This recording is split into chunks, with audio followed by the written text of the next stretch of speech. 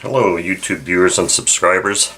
Today I've got my recently acquired Irvine 40 engine. Now I have done a box to the bench run of this engine, and you'll see in that video that it did run pretty well. And at that time I heard what sounded like a really bad bearing someplace, either the front or the rear one. So I figured I'd take this time to disassemble this engine, maybe check those bearings out, pop them out, and see if I can replace them. Now I'm not exactly sure what kind of Irvine 40 I've got here because it looks like a hybrid engine, but we'll tear it apart and see. Now one of the things that just shocked the heck out of me as I was getting my tools out and ready to tear this engine down is that all of the fasteners are SAE. I was convinced or certain that these would be metric, but that's not the case with this engine. So I've got my seldom ever used SAE hex keys out here. Now there is one thing that I noticed, and I mentioned it in that video. Let me get this carb off and I'll explain to you. I was all high on this engine and the quality and that kind of thing initially, but now I'm kind of back and forth on it. Why is this not coming off? I know these don't have to come all the way out. They don't engage in holes.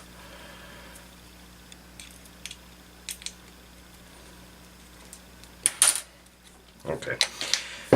So when I was running that engine, let me put this aside for a second. When I was running this, and here's the back of the engine, front of the engine here. When I was back here tuning it and stuff, I kept feeling fuel spray hit my hand as I was turning the needle valve. Well, I found an issue with this carb that I think is rather odd and a poor design, and that is that this needle here, this is actually the needle. This is not part of the needle. This is just an outer covering that's internally threaded, or I don't know if that's internally threaded. The needle is threaded. But the spray I was feeling is that this has a star pattern as it enters this part here, and it's just press fit in. And that's it. Well, this thing had worked loose or had been in and out a few times or whatever, so as I was taking this thing apart, this whole needle came out of this housing. And that's when I noticed it was a star pattern and it was just a press fit. So I just attempted to just push it back in, and then as I would screw this back in, that thing would come out again. So what I've had to do is I've JB welded this to this in the hopes that maybe that'll solve that problem. But that's the first time I've ever seen a design, a high-speed needle design like that, and quite honestly I think it really sucks, because the fact that this thing can just kind of vibrate and come loose over time or whatever is just absolutely ridiculous. So that's my first kind of a little bit of discontent over this engine. Well, let's continue the disassembly here and see what we've got. Actually, I guess I should have just gone and taken this muffler off, but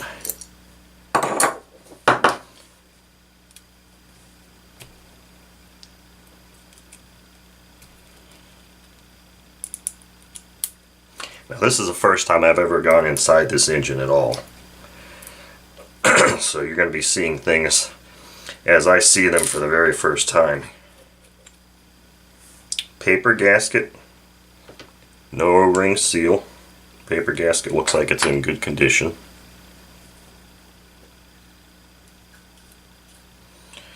Doesn't look too bad in here. It's got one of those crankcase or crankshafts that even in the cutout you really can't see the bearing because it's only cut out from the rear, whereas and the front kind of keeps it sealed up there.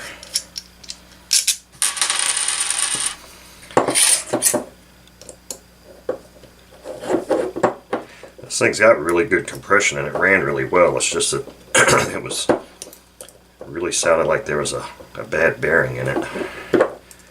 Maybe I'm wrong because it feels good, but alright, well, either this engine's been cleaned before or it's a pretty low runtime engine. I don't see a gasket there. Doesn't look too bad, really.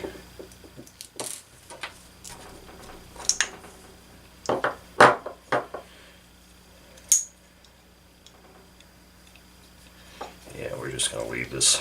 Oops, it rotated. We're going to leave that just like it is. Yeah, something doesn't feel quite right there. I'm probably going to end up having to heat this thing up now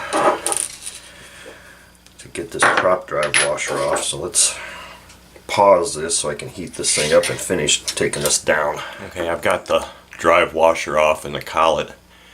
I think you can see how that, like I was saying before, how this crankshaft isn't completely relieved, only the back half of it, so you really can't see that bearing. Just listen. Now the front is a sealed bearing, and I think that one looks like it's in good shape, but I still hear something.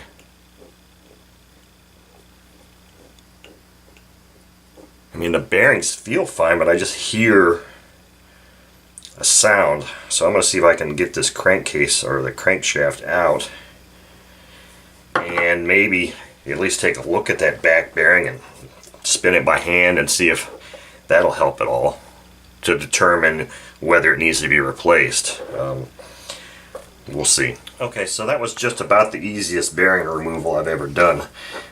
It was hard to see initially. I didn't notice that this rear bearing is basically just barely even held in place.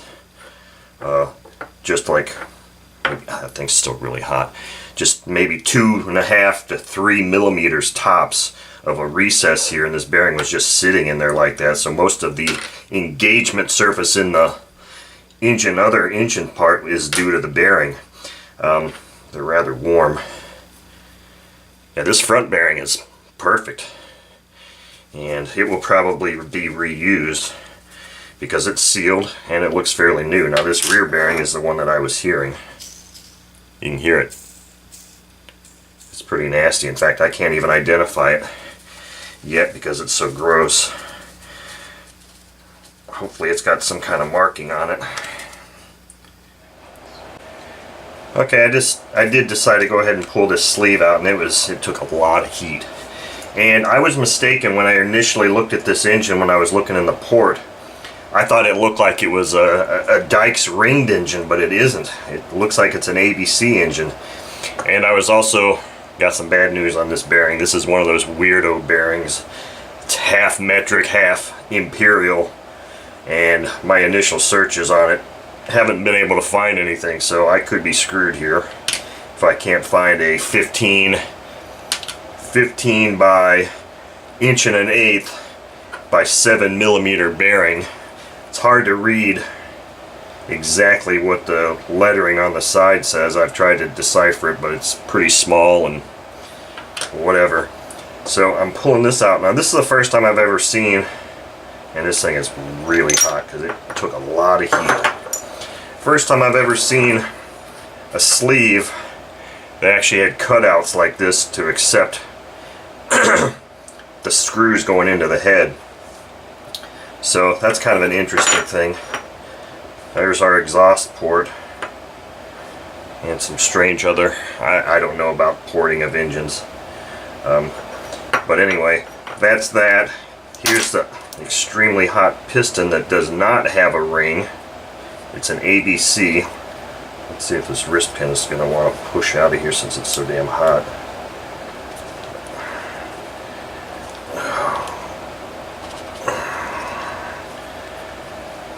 It's not really wanting to just push right out of there. Let's try this way. Oh, this piston is odd. Got a cutout in there. I may have to actually go and heat this thing up some more. Oh no, here we go. Looks like it might be coming out now. Like I said, that thing is pretty damn hot. Okay. Yeah, it's going to have to be cleaned up. There's quite a bit of carbon residue there. That is a pretty strange looking connecting rod too. It's bushed on both ends.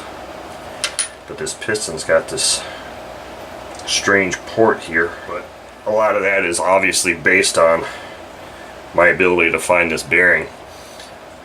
If I can't find a new bearing, either this engine sits like this disassembled in a bag forever, or I reassemble it with this bearing and just not run it, because this bearing is rather loud.